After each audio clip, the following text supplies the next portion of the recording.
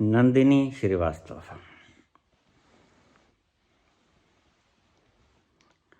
आपने कहा बाबा,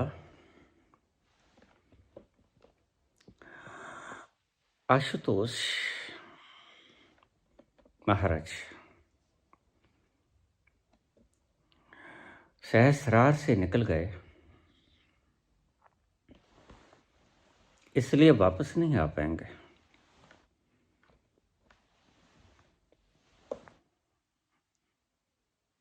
जब भी शरीर से बाहर जाना होता है वापस आने के लिए,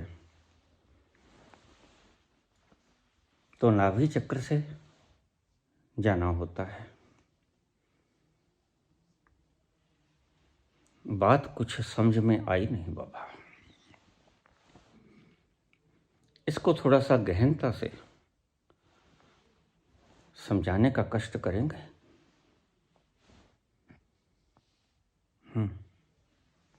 बिल्कुल, अध्यात्म की बातें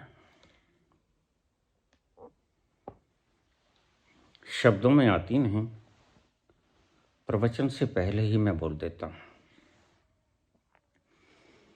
ताकि आप शब्दों को पकड़ ना पाए। शब्दों के भीतर जो छिपा है रहस्य, उसे पकड़ पाए। सवाल अध्यात्म के ऐसे ही होते हैं।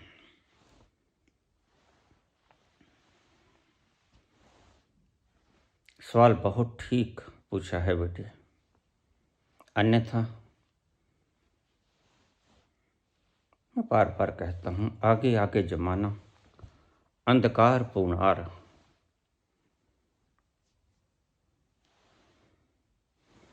कोई जवाब दे पाए ना दे पाए, कोई इतनी गहराई तक जाए ना जाए, कौन जाने।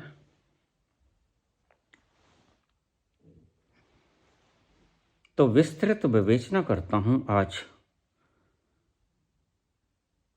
क्योंकि इस प्रसंग पे बड़ी गलतफहमी है।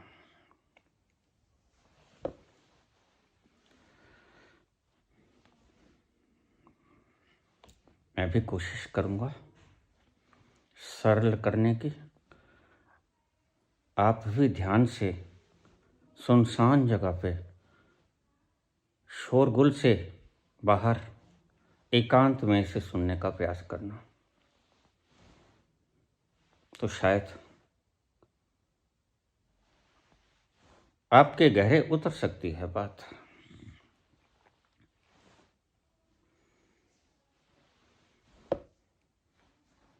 तो हम शुरू करते हैं।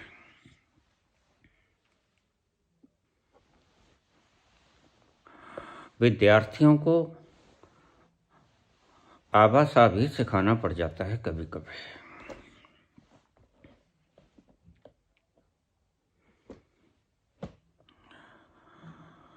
दो चीजें होती हैं, जब आप कोई विचार करते हो, इच्छा रखते हो, वासनाएं उठती हैं, क्रोध जन्मता है, लोभ जन्मता है, तो वो विचार जाते हैं देही में, वासनाएं जाती हैं देही में, काम क्रोध ये विकार जाते हैं देही में, यह इकट्ठा होता है देही में। ध्यान से समझा बात को, यहीं से समझ आ जाएगी। हम जब वासनाओं में जाते हैं तो देही बढ़ता है, और जब हम ध्यान में जाते हैं तो कॉन्शियसनेस बढ़ती है, चेतना बढ़ती है। अब इन दो चीजों को मूल रूप से ले लेना। ये दो दिशाएं मैंने आपको दे दी। वासनाओं में जाओगे देही बढ़ेगा, ध्यान में जाओगे कॉन्शियसनेस बढ़ेगी, जागृति बढ़ेगी, अवेयरनेस बढ़ेगी।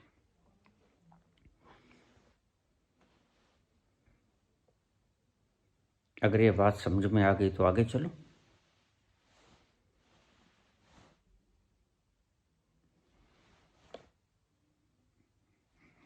विचार करते हो, वासनाएं करते हो, कामनाएं करते हो, लालसाएं करते हो, स्मृति में जाते हो या भविष्य की कल्पनाओं में जाते हो, देही का निर्माण होता है।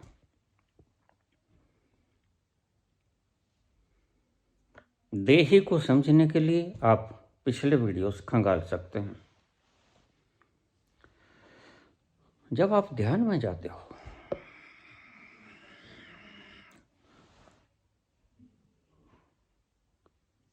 कुछ नहीं करते हो, बस बैठे रहते हो,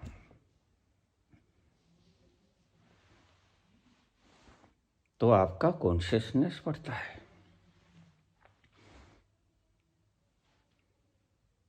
चेतना का तल बढ़ता है।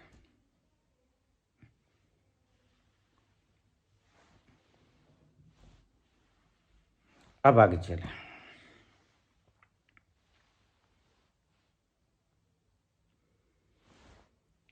जब हमने देही को साथ लेके जाना होता है, कोई एस्ट्रल ट्रैवलिंग पर, कोई बाहर जाना है, कोई कैलाश जाना है, कोई ज्ञानगंज जाना है, सिद्धाश्रम वगैरह वगैरह, यहाँ या बाहर किसी प्लेनेट पे जाना है, तो कैसे जाएंगे हम? देही के साथ जाएंगे। देही जाएगा हमारे साथ, देही ही जाएगा।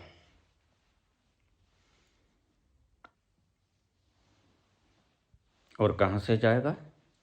नाभि चक्र से जाएगा, मूलाधार से जाएगा। एक एक शब्द को बड़े विस्तार से समझ लेना। अगर न समझाए तो मुझे बता देना, मैं यहीं रुक के रिपीट कर लूंगा।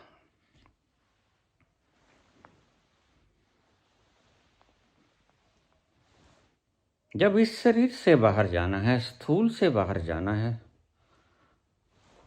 देही जब बाहर जाता है, नाभि चक्र से जाता है। और आपने बात की दशम द्वार की, सहस्रार की।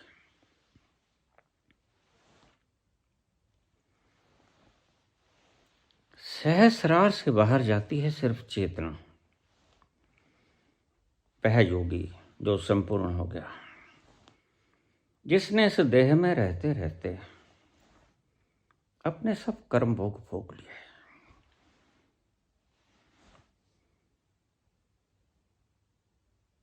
जो ज्ञान गंगा में नहा लिया, अपने आपा जान लिया, अपने विस्तार को जान लिया। दो बातें बोली मैंने, ध्यान रखना।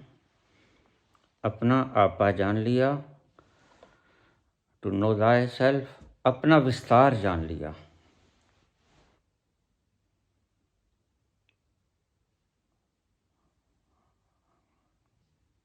हम अस्तित्व हैं कोने कोने में। ईशावास्यमिदं सर्वम यत् किंच जगत्याम जगत।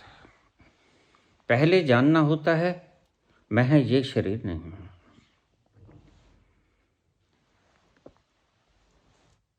शरीर से परे साक्षी हूं, पहले कदम है। लेकिन यहां, अगर यहां रुक जाओगे तो बुद्ध हो जाओगे।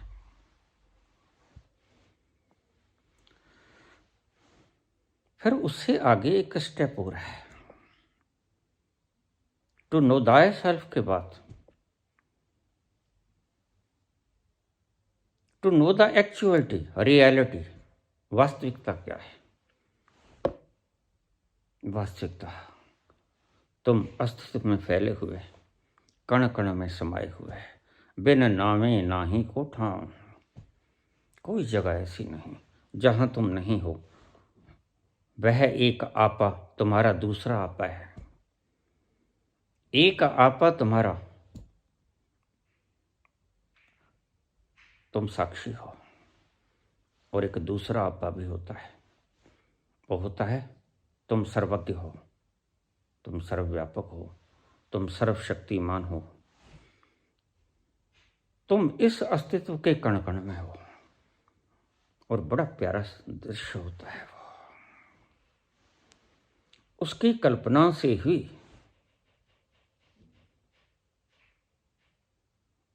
योगी कृत्य कृत्य हो जाता है। योग इसे ही कहते हैं जिसने अपने आप को मिला दिया। योग का अर्थ प्लस, जिसने अपने आप को मिला दिया किस में?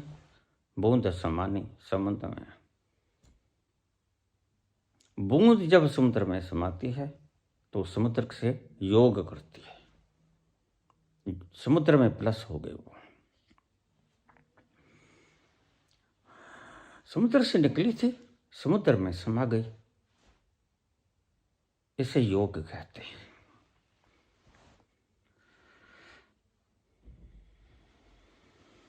अपना आपा जान लिया। आपा जानने के बाद भी बुद्ध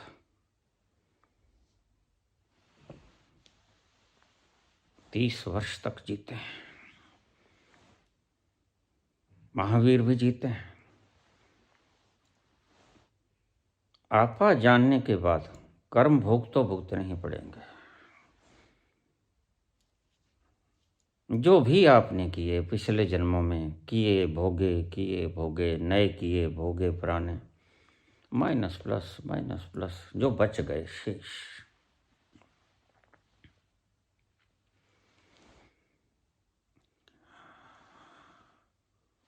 स्वयं को जानने के बाद जो बच गए वो तुम्हें भोगने पड़ेंगे, और वो तुम भोगते हो।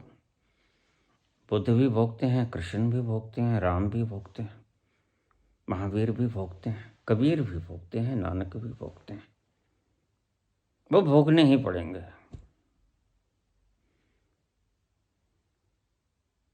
लेकिन अगर इसमें शरीर में रहते रहते बुद्ध भोग लेते हैं, लेकिन थोड़ा सा शेष रख गए करुणा के कारण, भोग सकते थे, उनके पास शरीर था, लेकिन शेष रह गया। वो शेष रह गया अति करुणा के कारण, परम करुणा के कारण। क्या होगा? जैसे बाप दादा अपनी संतानों के लिए सोचता है कि हम अपनी पुश्तों को क्या देके जाएंगे, ऐसे ही बुद्ध ने सोचा आने वाला वक्त अंधकार है, तो फिर मैं बना ही रहूं, एक बार घने अंधकार के युग में फिर प्रकट हो जाऊं। यह उनकी करुणा की कहानी ही कहता है।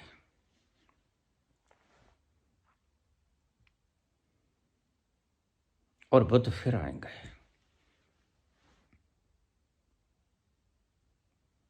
आएंगे तो कृष्ण भी फिर।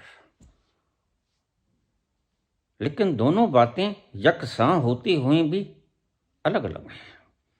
वो आएंगे किसी और रूप में। पहचान तो तुम बुद्ध को भी नहीं सकोगे, कृष्ण को भी नहीं, राम को भी नहीं सकोगे अगर वो आएंगे तो। लेकिन आएंगे नहीं। राम भी, कबीर भी, नानक भी कभी नहीं आएंगे। वो भोग गए, सब भोग गए।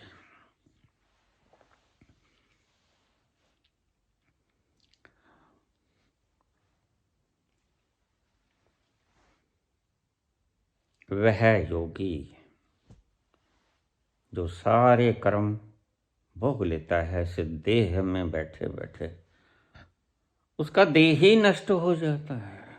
समझे ना बात को? क्योंकि देही के भीतर जो कुछ जमा है, कूड़ा कचरा, वही तो भोगना होता है। और अगर तुम विषय वासनाओं में अभी भी पड़े रहे तो देही बढ़ता जाएगा। और अगर तुम कॉन्शियसनेस में उतरते चले गए तो चेतना बढ़ती जाएगी। और जब तुमने जान लिया कि हु एम आई, तो उसके बाद तुम्हारे भोग शुरू हो जाते हैं, नए कर्म बनने बंद हो जाते हैं। देही रोज घटता है, रोज घटता है। सूक्ष्म शरीर कहता हूँ देही। जो लोग ना समझे हों वो देही को सूक्ष्म शरीर की तरह ले लें। सूक्ष्म शरीर रोज घटता है, घटता है, घटता है, एक दिन शून्य हो जाता है। अब उस अवस्था में जबकि देह ही ना बचा,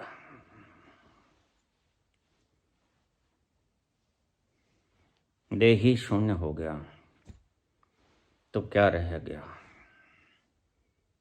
चेतना रह गई, शुद्ध स्वरूप रह गया, यह स्थूल शरीर और देही सूक्ष्म शरीर और उसके भीतर एक कारण शरीर जो समुद्र का एक हिस्सा बूंद। उसका जिक्र मैंने इसलिए नहीं किया, अप्रासंगिक था, जब प्रसंग आएगा तो मैं बताऊंगा। अब यहां आवश्यक हो गया,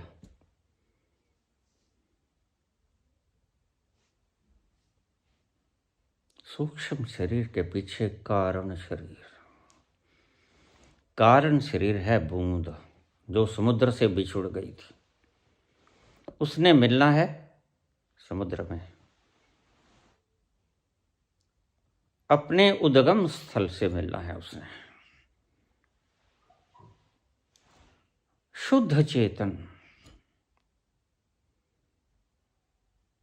वह संग संग यात्रा करती है, देहिक है।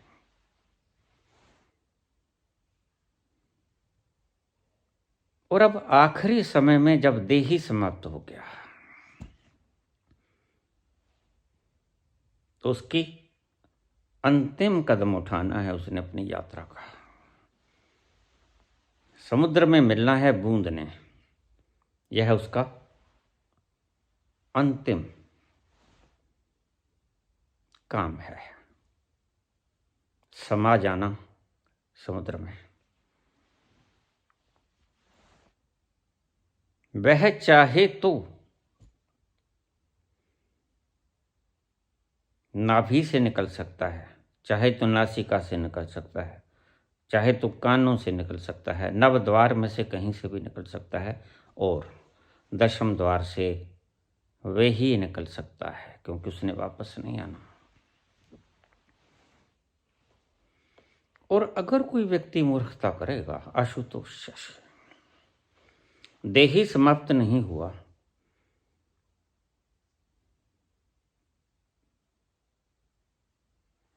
और निकल गया 10वें द्वार से, तो गड़बड़ हो जाएगी। ये मूढ़ताएं कभी कभी होती हैं, ऐसी ही मूढ़ता आशुतोष ने की। और कोई भी व्यक्ति जो साधना करते करते ऐसी मूढ़ता करेगा, देखिए मेरे पास बहुत सी शंकाएं आ रही हैं कि अगर ध्यान करते करते हम सहस्रार में से निकल गए तो क्या होगा? नहीं निकल सकोगे तुम, बड़ा मुश्किल है वो निकलना।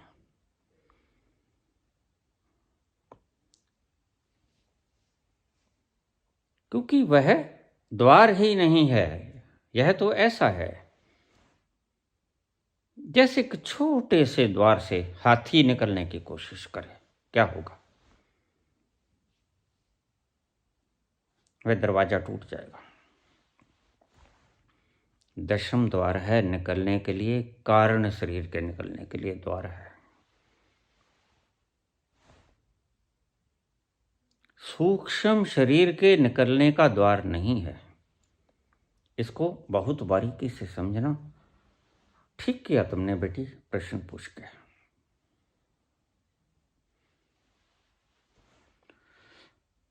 अगर देही को कारण शरीर के साथ लेके जाना है तो तुम्हें नाभि केंद्र से ही निकलना होगा।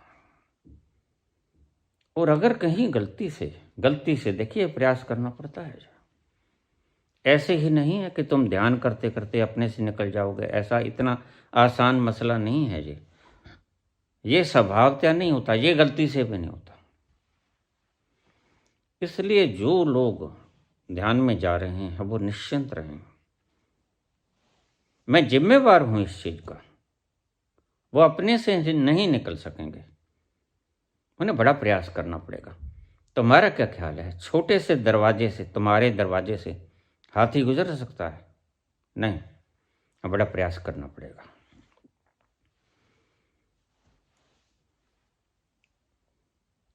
जिन लोगों ने ऐसी शंकाएं जाहिर की हैं, डर भय जाहिर किए हैं, कहीं ऐसा तो नहीं होगा हम शरीर से बाहर निकल जाते हैं,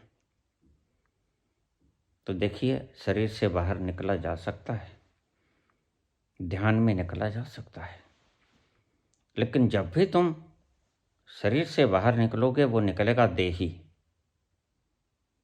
कारण शरीर नहीं जाएगा। यह बात समझना आप।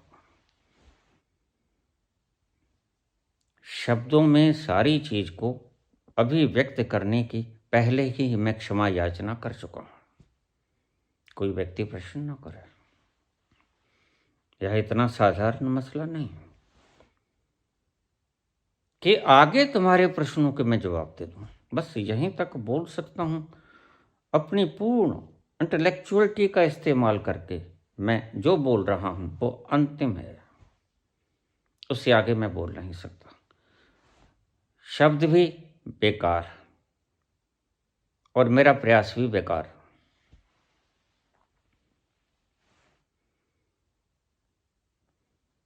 तुम ध्यान करते करते जब बाहर हो जाते हो तो एक बात समझ लेना, कारण शरीर नहीं जाता है, देह ही बाहर जाता है, यानी सूक्ष्म बाहर जाता है। स्थूल यहां पड़ा रह जाता है और स्थूल के भीतर कारण शरीर भी पड़ा रह जाता है।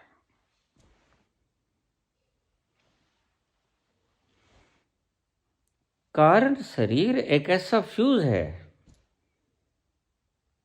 जो तुम्हारे घर को सप्लाई करता है। देखिए, थर्मल प्लांट में बिजली बनी, वहां से तुम्हारे पावर स्टेशन में आई, यहां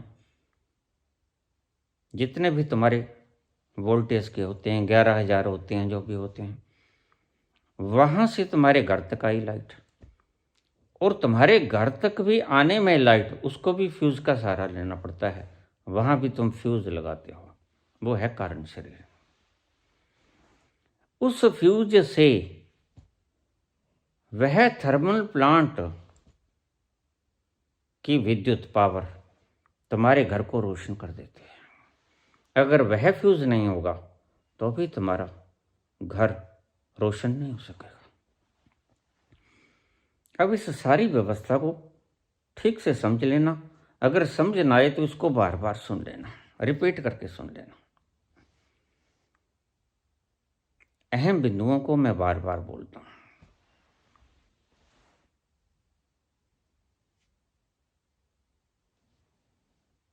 एटॉमिक पावर प्लांट या कोई भी पावर प्लांट,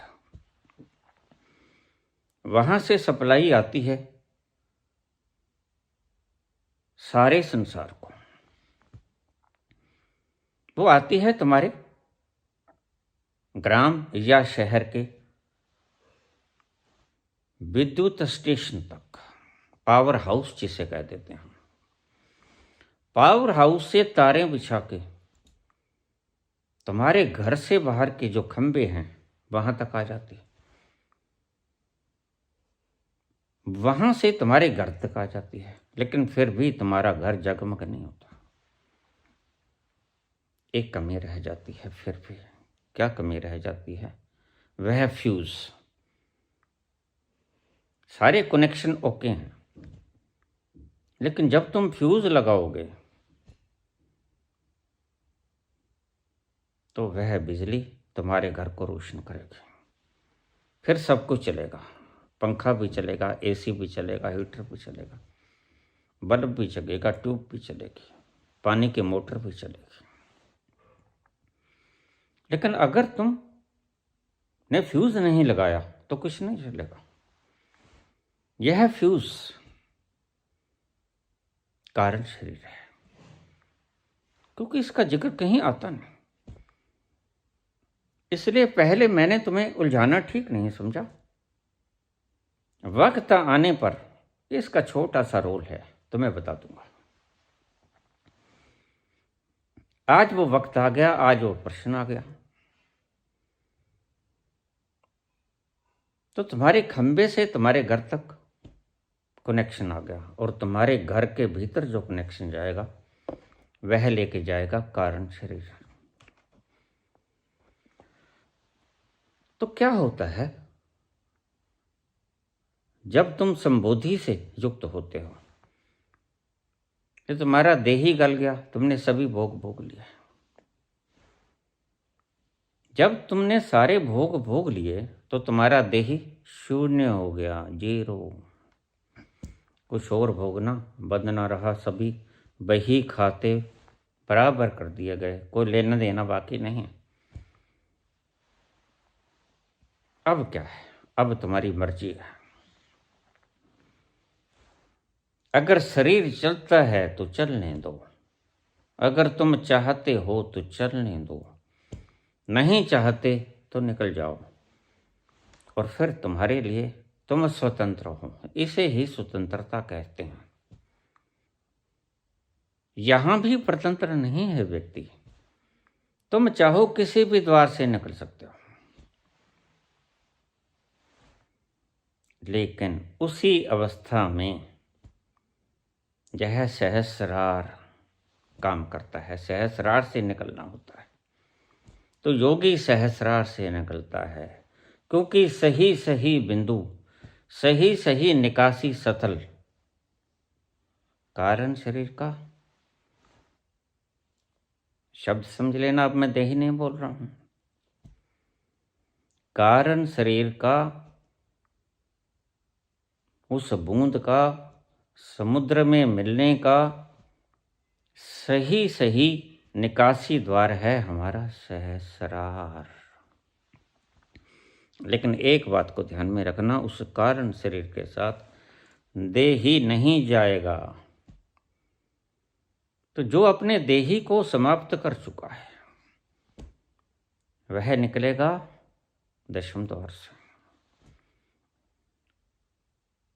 जैसे हर चीज की निकासी के परमात्मा ने द्वार बना रखे हैं। पसीने का द्वार चमड़ी है, मलमूत्र का द्वार अलग है, बाकी द्वारों के अपने अपने काम हैं। ऐसे ही इसका द्वार का एक बार इस्तेमाल होता है, सहस्रार द्वार का एक बार इस्तेमाल होता है। कब? अंतिम समय में, जब बुद्ध पुरुष सब भोग लेता है और उसका देह ही समाप्त हो जाता है। एक बात तुमसे कहूं, इस द्वार से बुद्ध भी नहीं निकलते हैं। निकल सकते हैं, निकलते नहीं। बुद्ध भी जब जाते हैं नाभि केंद्र से जाते हैं।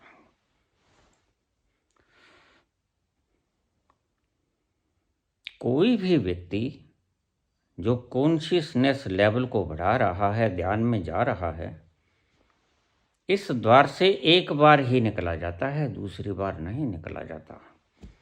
और अंतिम वेला में बुद्ध यहां से निकल सकते हैं, लेकिन बुद्ध निकले नहीं यहां से।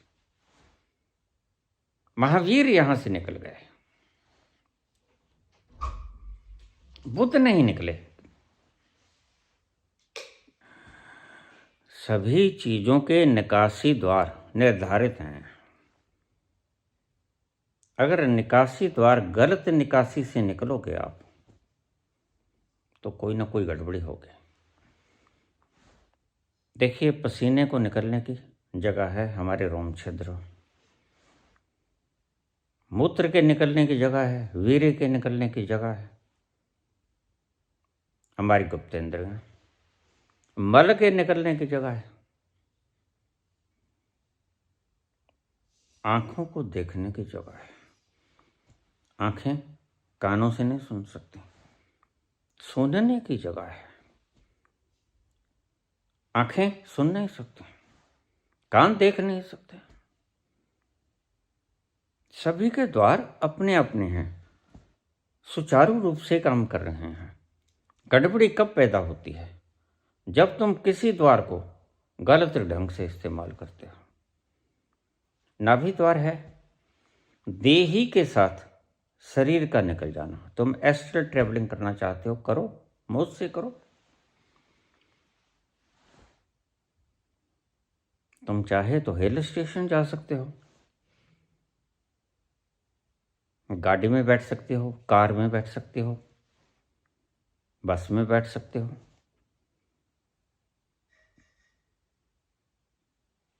ये तुम्हारी ऑप्शन है, लेकिन वो सही ढंग हैं हिल स्टेशन पे जाने के। लेकिन कार के द्वारा तुम दूसरे ग्रह पे नहीं जा सकते। वहां जाने के लिए तो देही को साथ लेके जाना पड़ेगा। और फिर यहां मैं साफ कर दूं बात, कल फिर उलझ सकती है। आज तो प्रसंग आया है, जब तुम एस्ट्रल ट्रेवलिंग पे जाते हो तो देही जाता है सूक्ष्म शरीर साथ, चेतना तो सब जगह फैली हुई है, लेकिन कारण शरीर नहीं जाता। कारण शरीर यहीं रहता है, क्योंकि कारण शरीर जिससे निकल गया उस दिन तुम्हारे भीतर कुछ नहीं। कारण शरीर के निकलने का कौन सा स्थान है? जैसे पसीने के निकलने का द्वार है, कारण शरीर के निकलने का एक ही द्वार है, सहस्रार। यह द्वार बना ही कारण शरीर के लिए है, देही के लिए नहीं है। देही के लिए नाभि केंद्र है, वहां से जाओ आओ। कारण शरीर के लिए एक ही स्थान है, निकासी द्वार है, वो है सहस्रार, दशम द्वार। और कारण शरीर ऐसे निकला भी नहीं करता, कारण शरीर बिल्कुल अंत में निकला करता है।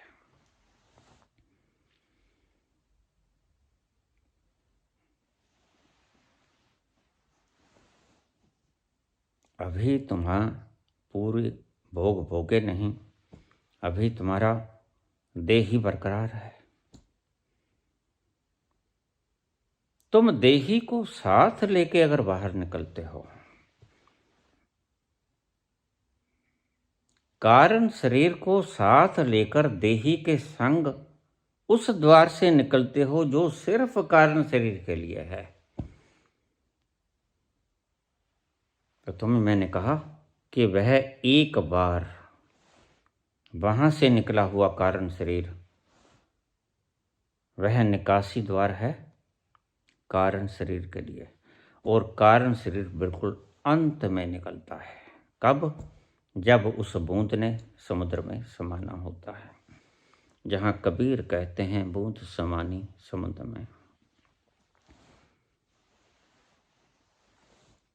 यह द्वार सिर्फ कारण शरीर के लिए है।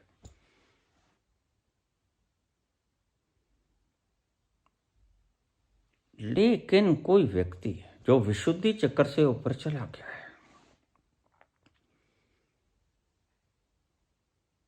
वह निकल सकता है यहां से।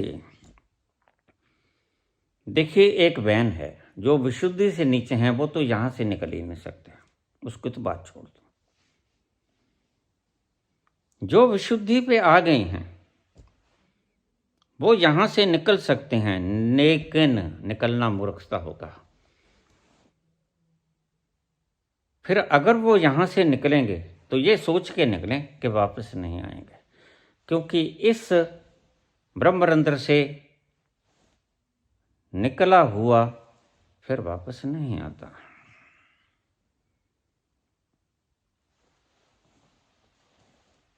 कारण शरीर, जिसे तुम जीव भी कह देते हो। जीव का अर्थ जो जिंदा है, जीव का अर्थ जो चेतन है, यह उसका निकासी द्वार है, सहस्रार। तो क्या हुआ आशुतोष के साथ? क्या हुआ? इस चक्र से बाहर हो गए थे वो, विशुद्धि चक्र से बाहर। और मैंने पहले भी प्रवचन के अंदर साफ किया, विशुद्धि चक्र में जैसे ही आप प्रवेश कर गए, बस आप योग्य हो गए। किसके? मुक्ति के। फिर देर अबेर तुम पहुंच जाओगे।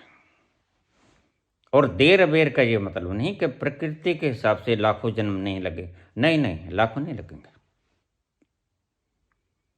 फिर तुम जल्दी ही पहुंच जाओगे, बस 1 या 2। अगर तुम विशुद्धि किसी न किसी तरह, इसलिए मैं रोज तुम्हें कहता हूं, किसी न किसी तरह से तुम विशुद्धि पे पहुंच जाओ। और जब मैं यहां दीक्षा देता हूं, अब मैं थोड़ा साफ कर दूं बात, तो तुम किसी भी तल पे हो, किसी भी तल पे हो, किसी भी चक्र पे हो, चाहे मूलाधार पे हो, चाहे अनाहत पे हो, स्वाधिष्ठान पे हो, मैं तुम्हें अनाहत पे ले आता हूं। बस मेरी दीक्षा का यही मतलब है। इसलिए मैं तुम्हें कन्फर्मली कह सकता हूं कि यू विल बी लिबरेटेड, क्योंकि मैं बखूबी इन नियमों को जानता हूं। जो प्रवेश कर गया इस विशुद्धि चक्र में, वह सर्टन हो गया, वह पहुंच जाएगा। गुरु का ये काम बड़ा अनोखा और अद्भुत होता है। जो व्यक्ति अभी से योग्य नहीं हुए होते कि उन पर शक्तिपात करके उन्हें अपना आपा दिखा दिया जाए, तो फिर एक ही रास्ता है कि उन्हें इतने सेव कर दो कि विशुद्धि पे ले जाओ। तो कम से कम उनके लिबरेशन का मार्ग पक्का हो जाएगा।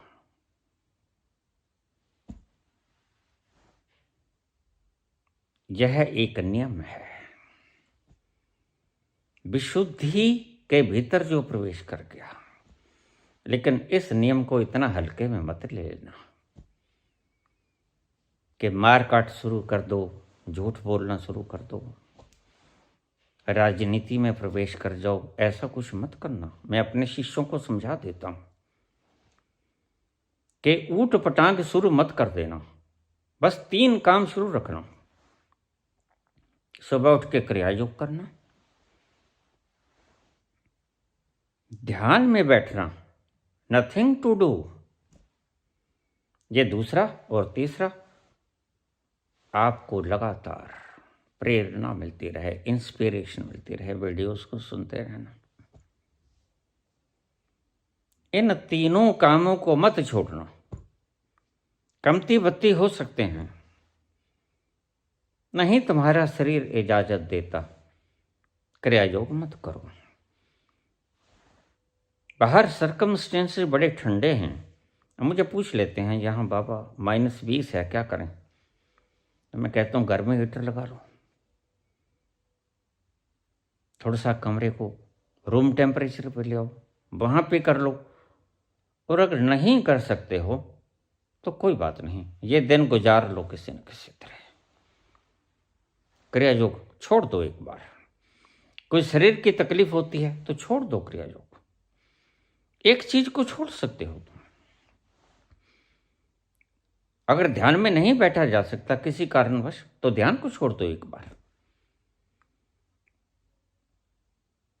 अगर कोई तकलीफ हो गई है, वीडियो नहीं सुन सकते, तो एक बार छोड़ दो इनको। ये पाबंदी नहीं है, लेकिन ये आवश्यकता है। इन तीनों को करते रहना, प्रेरणा मिलती रहेगी वीडियो से।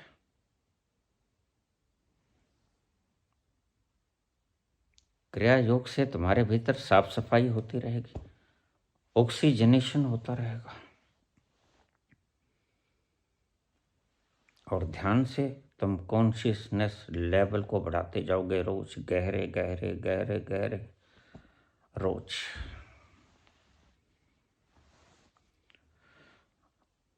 ये तीनों चीजों को लगातार करते रहना। अगर मैंने तुम्हें स्थापित कर दिया विशुद्धि चक्र पे,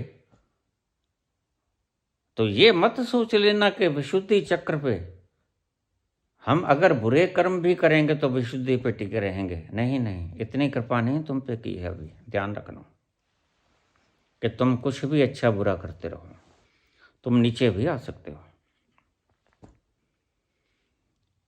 इसलिए इस स्टेज को बरकरार रखे रहना आवश्यक है।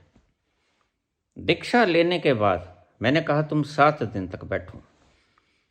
अगर तुम्हारा माहौल इजाजत देता है तो अवश्य बैठना चाहिए।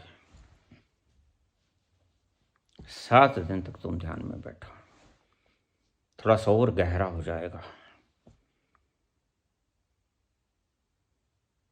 तुम्हारा कॉन्शियसनेस लेवल थोड़ा सा और ऊंचा उठ जाएगा। तुम्हें आनंद की वो खुशबू आने लगेगी, और वह आना जरूरी है। खुशबू अगर तुम्हारे नासापुटों को छू ले तो बार बार तुम्हारा मन करेगा वहीं जाने को। बस इसे ही संस्कार कहते हैं।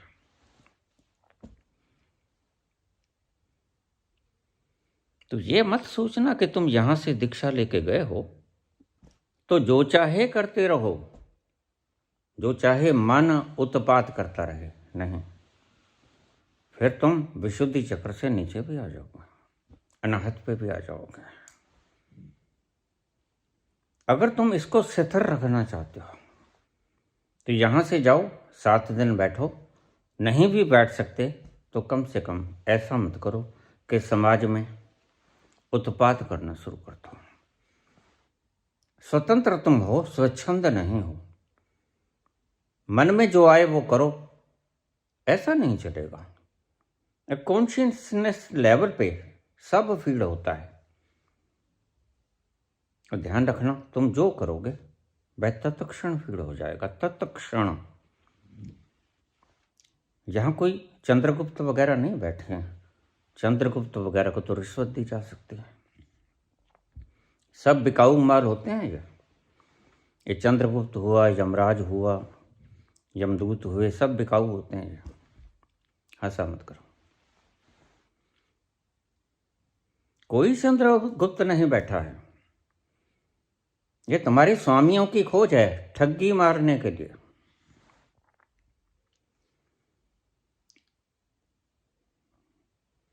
लेकिन इनको अब तक मूर्खों को यह भी नहीं पता लगा कि जो ठगी मारकर कमाओगे साथ नहीं लेके जाओगे। तुम्हें क्या समझाएंगे? तेरे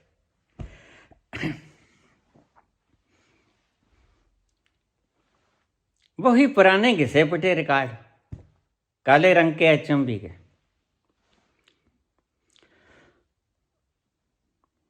अरे बस भी करो, कुछ खुद का देखा भी बोल दो। वही गरुड़ पुराण, लगा दो आग इसको।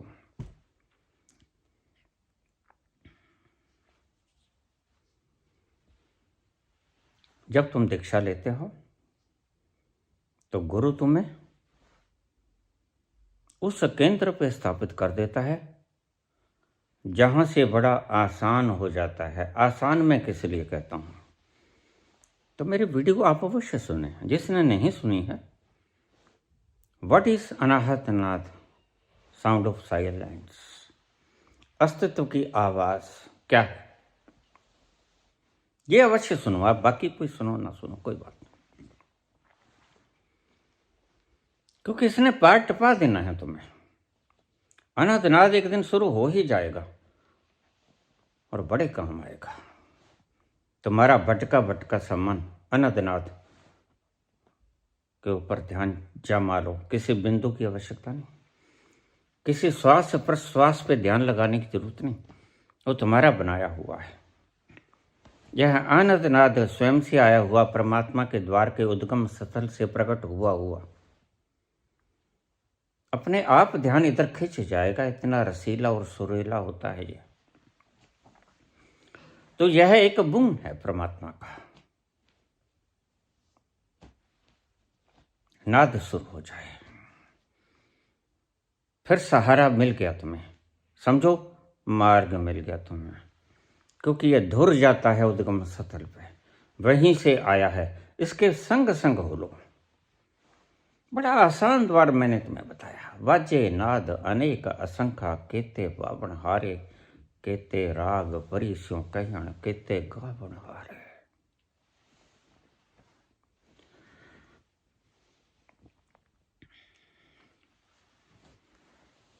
और अगर जिन्हें नहीं हुआ है तो कोई बात नहीं, धैर्य रखें। अगर हो गया तो बहुत बढ़िया है, नहीं हुआ तो और भी रास्ते हैं, और भी राहतें हैं वसल की राहत के सिवा, और भी गम हैं जमाने में मोहब्बत के सिवा। अकेला यही नहीं है रास्ता,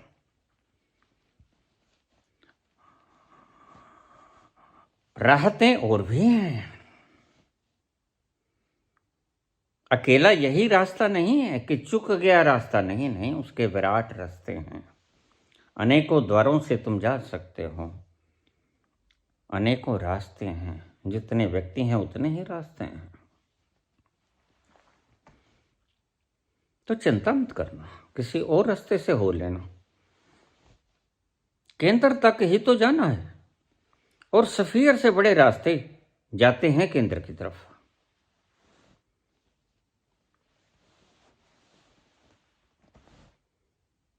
तो मैंने कहा हर चीज का निकासी द्वार है, कारण शरीर का भी निकासी द्वार है। कारण शरीर का निकासी द्वार है सहस्रार, सचखंड जिसे कह, ब्रह्मरंध्र जिसे कह देते हैं।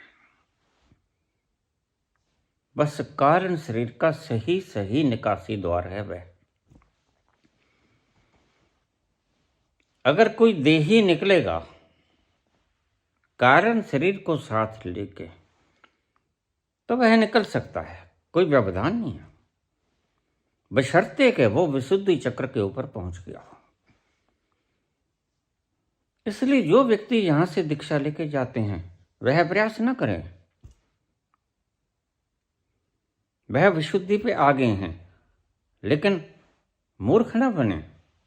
देही को साथ लेके, यह सटीक मार्ग नहीं है निकलने का, कारण शरीर के निकलने का। देही के संग सहस्रार सटीक मार्ग नहीं है, हर चीज के सटीक मार्ग होते हैं। देही के निकलने का सटीक मार्ग नाभि चक्र है, लेकिन वहां से कारण शरीर नहीं जाता। अब इसको आप बहुत विस्तार से मैं आपको डिफरेंशिएट करके समझा रहा हूं। इसलिए कभी भी जब तुम एस्ट्रल ट्रैवलिंग पे जाओगे, बाहर जाओगे, घूमोगे फिरोगे और ग्रह तारे नक्षत्रों को देखोगे, ये जो ऋषियों ने इतनी इन्वेंशंस की जो आज वैज्ञानिक खोज रहे हैं, ये कैसे की? ये देही को साथ ले जाके की, लेकिन कारण शरीर साथ नहीं गया। कारण शरीर तो एक बार ही जाता है, और कारण शरीर जाता है जब एक बार जाता है तो सहस्रार से जाता है, और फिर जब कारण शरीर के साथ देही निकल गया तो अंतिम वेला में कोई भी द्वार प्रयोग कर सकता है। ये समझना बात, लेकिन वो वापस आने के लिए नहीं होता। बैन नहीं है कोई, कारण शरीर को किसी द्वार से निकल जाने का बैन नहीं है कोई, बस बैन एक ही है कि वापस नहीं आ पाएगा। अब इसको बड़ी सूक्ष्म चीज है, गौर से समझ लेना। कारण शरीर का एक्चुअल निकासी मार्ग है सहस्रार, लेकिन अगर तुम देही के साथ, सूक्ष्म शरीर तुम्हारा विद्यमान है, अभी तुमने पूरे भोग नहीं भोगे हैं, तुमने स्वयं को भी जान लिया है चाहे, और तुम कारण शरीर को साथ लेके देही समेत यहां से निकल गए हो तो वापस नहीं आओगे, यह पक्का है। शंकराचार्य इस चीज को अच्छी तरह जानते हैं, और शंकराचार्य 6 महीने के लिए शरीर से बाहर रहते हैं। निकलते कहां से? उन्हें पता है वापस आना है, वे मास्टर ऑफ मास्टर्स हैं, तो नाभि से जाते हैं और नाभि से ही वापस आ जाते हैं। लेकिन एक बात फिर मैं बता दूं, शंकराचार्य जब जाते हैं देही जाता है, सिर्फ कारण नहीं जाता। जब कारण यहां से गया एक बार तो फिर वापस नहीं आता भाई। कारण जब भी जाएगा, देही के बिना जाएगा तो समुद्र में समा जाएगा। वह बूंद है चेतना की जो देही के संग संग रहती है।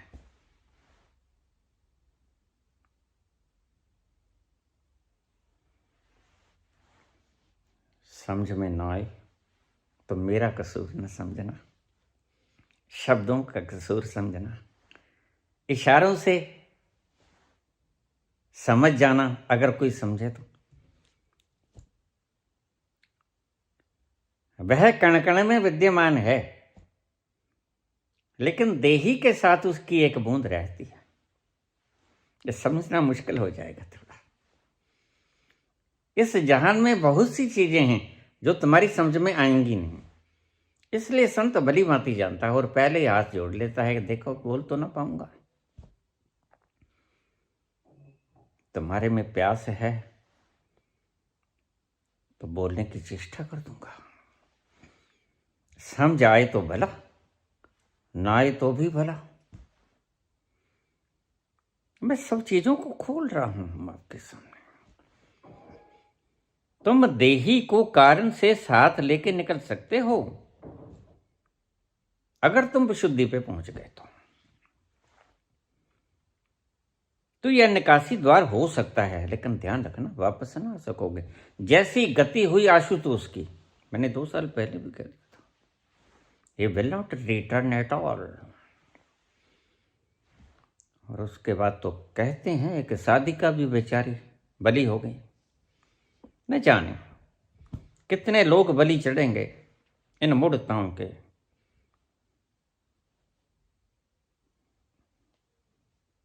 वो जाने, उनका प्रतिष्ठान जाने। हम बातों को समझा सकते हैं क्योंकि समझा सकते हैं। जिसको पता नहीं वह तो समझा भी ना पाएगा। मानना ना मानना सबकी स्वतंत्र चेतना है,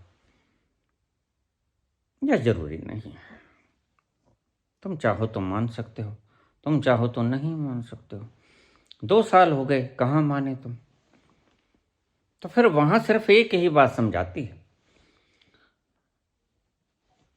यहां संस्थान को चलाने वालों में कोई लोभ होगा और वह तो गया जाने वाला।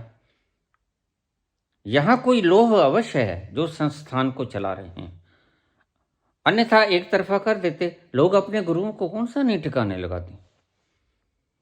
दफन करने योग्य दफन कर देते हैं, जलाने योग्य जला देते हैं अपने अपने हिसाब से,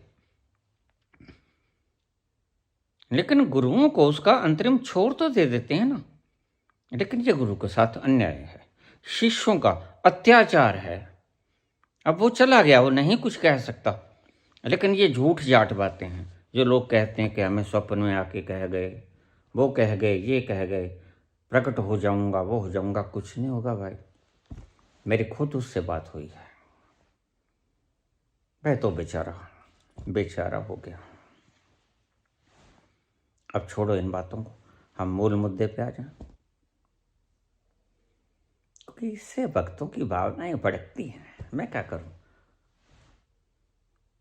मजबूर मैं भी हूं सत्य बोलने के लिए, और भावनाएं तुम्हारी भड़के ना भड़के इससे कोई लेना देना नहीं। मेरा लेना देना है, मैं परवाह करता हूं सत्य की, मैं तुम्हारी फिक्र नहीं करता हूं। मैं फिक्र करता हूं सत्य की, मैं तुम्हारी फिक्र कतई नहीं करता। और जिस दिन मैंने तुम्हारी फिक्र करनी शुरू कर दी, जो दुनिया की फिक्र करना शुरू कर देता है वह सत्य की फिक्र से चूक जाता है। मेरे इन शब्दों को गोल्डन शब्दों में लिख लेना। जो दुनिया की फिक्र करना शुरू कर देता है वह सत्य की फिक्र करना बंद कर देता है। इसलिए मैं तुमसे कहता हूं, कुछ तो लोग कहेंगे, हंसा मत करो, लोगों का काम है कहना। छोड़ो बेकार की बातें, कहीं बीत ना जाए रहना। आओ, हम तो रात को सुनहरी कर रहे हैं। तो इन्होंने तो अपनी रात सुनहरी कर ली, अब बारी है तुम्हारी।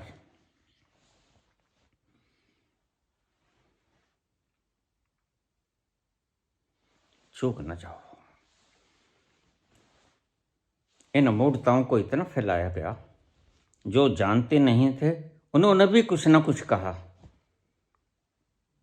बड़ी गलत बात है। जब तुम जानते नहीं, यू शुड बी क्विट। तुम्हें चुप हो जाना चाहिए। मानवता की इसमें भलाई है। तुम्हारा बोलना अगर मानवता के लिए अभिशाप बन जाए, भटकाव का कारण बन जाए, तो तुम पापी हो। मैंने बहुत बार कहा, और लोग बोले ही चले जाते हैं। किसी के मन में राज्यसभा की टिकट पाने की इच्छा है, उन्हें लगता है राज्यसभा की टिकट में वह आनंद मिल जाएगा। भाई नहीं मिलेगा। जो तुम्हें टिकट देगा, ना पीएम ना सीएम, किसी को नहीं मिलेगा। मिलेगा किसे? मिलेगा उसे मोह भूल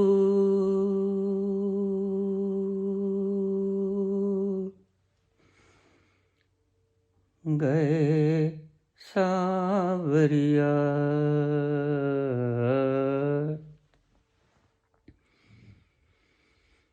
भूल गए सावरिया।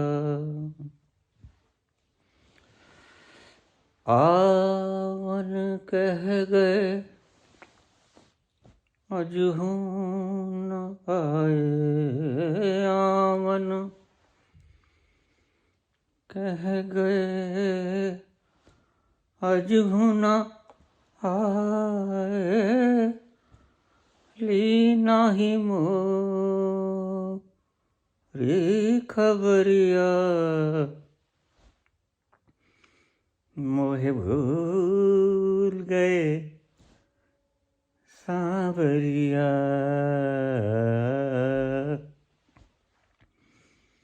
भूल गए सावरिया।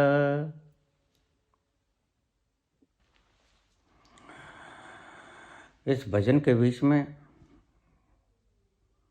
थोड़ा सा सूक्ष्म रूहों के लिए और आने वाली पीढ़ियों के लिए मैं बता दूं, अगर कहीं ऐसी गलती घट जाए तो ज्ञानगंज में 3 रूहें बैठी हैं। एक तो स्वामी उदंडानंद जी महाराज, तृप्तानंद जी गिरी, और तीसरी सुनंदा कात्या स्त्री। ये 3 रूहें बैठी हैं। ध्यान रखना, शरीर के बाहर निकलने के बाद कोई पुरुष या स्त्री नहीं रहता, बस वो सिर्फ विद्युत की तरंगे मात्र रह जाता है।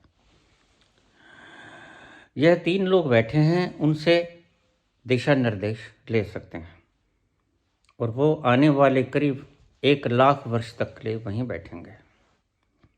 कोई उलझ जाए व्यक्ति, कोई गलती कर बैठे,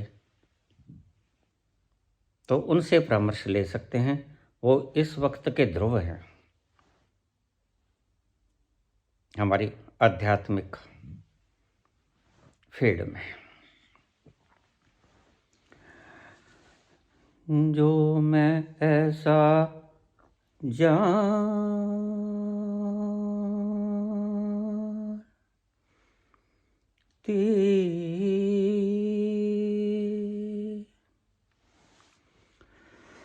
प्रीत किए दुख हो,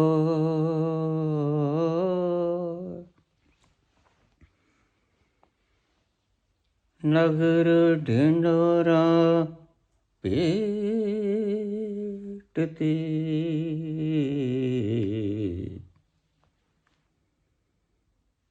प्रीत न करियो को, प्रीत न करियो को।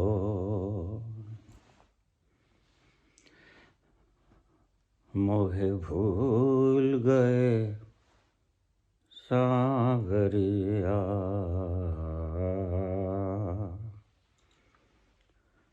भूल गए सांवरिया। आवन कह गए अजहु न आए, आवन कह गए अजहु न आए, लेना ही मोरी खबरिया। मोहे भूल गए सांवरिया, भूल गए सांवरिया। नैन कहीं रो रो के सजना, देख चुके हम प्यार का सपना। नैन कहीं रो रो के सजना, देख चुके हम प्यार का सपना। प्रीत है झूठी प्रीतम झूठा, प्रीत है झूठी प्रीतम झूठा, झूठी है सारी नगरिया।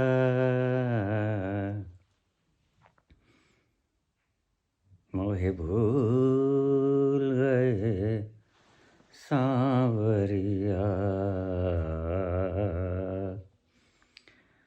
भूल गए सांवरिया।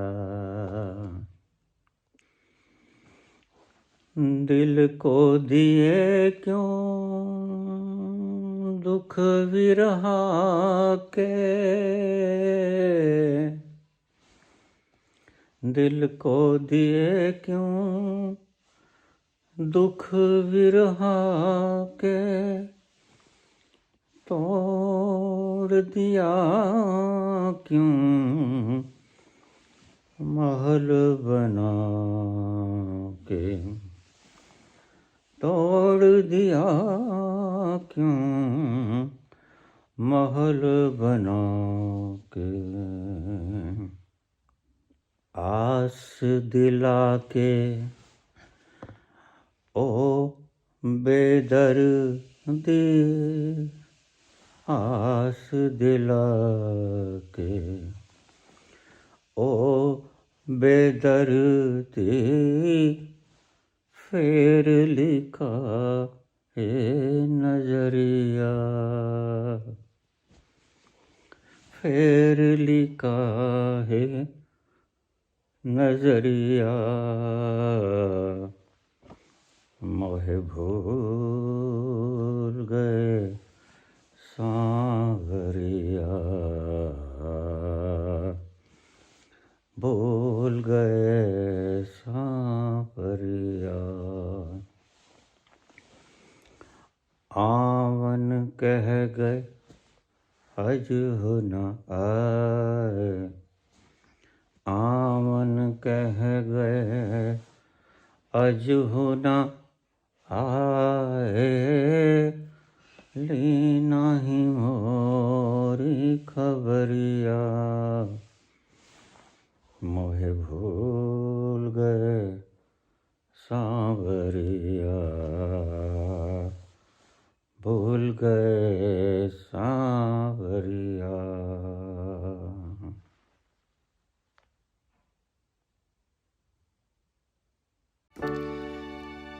श्री कृष्ण गोविंद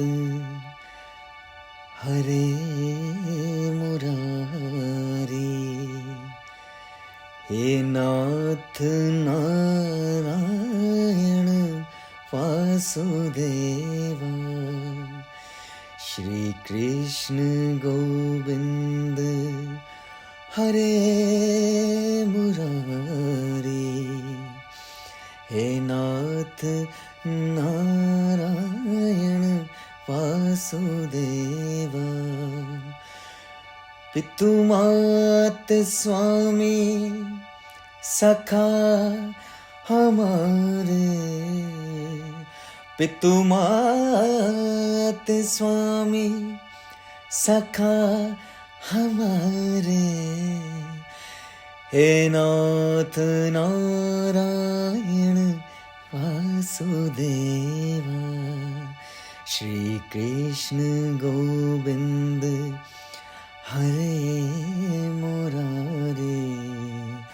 हे नाथ नारायण वासुदेवा।